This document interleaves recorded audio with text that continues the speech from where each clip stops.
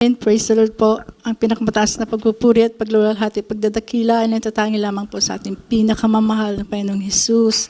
At dubling paggalang po sa ating parents in the Lord at sa pag-aala po sa kanilang mga ginintong turo at aral ng ating beloved Honorable Pastor Waldo Estrada Almeda at Assistant Pastor Linus Almeda.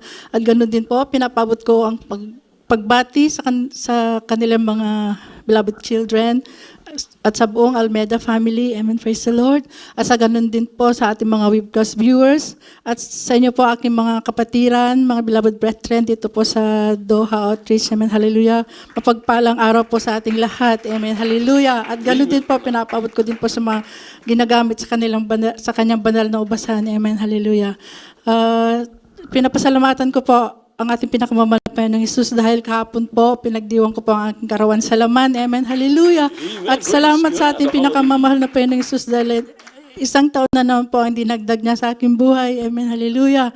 Pero hindi pa po nakarinig sa aking patotoo dahil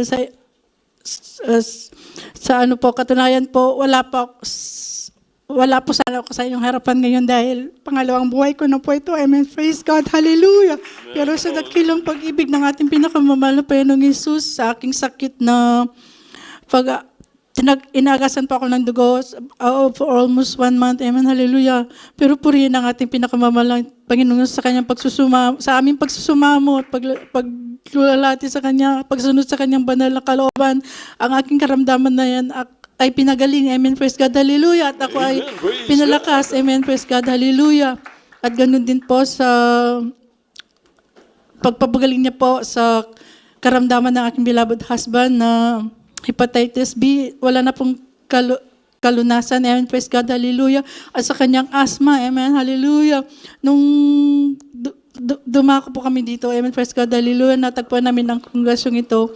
Praise God, hallelujah. Nandyan ang kanyang mga karamdaman. Amen, hallelujah. At ganoon din po sa aking beloved daughter na inborn po siyang asma. Namana po niya sa aking beloved husband.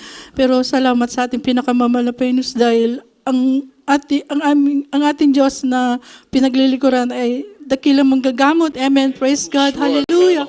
Kaya salamat sa ating pinakamamahal na Panginoong Jesus at salamat sa ating pinakamamahal na Panginoong Jesus dahil hanggang sa mga oras nito, ang kanyang pag-iingat at paggabay sa amin, sa bawat isa sa atin ay andyan. Amen. Praise God. Hallelujah. At sa mga pagpapalang, amen. Praise God. Hallelujah. Sa mga araw-araw na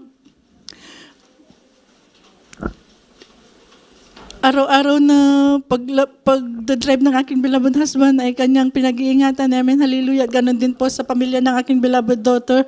Amen, hallelujah. Sa aking mga apo, hallelujah. Salamat sa ating pinakamamahal na Panginoon sa kanyang pag-iingat sa kanila. Amen, hallelujah.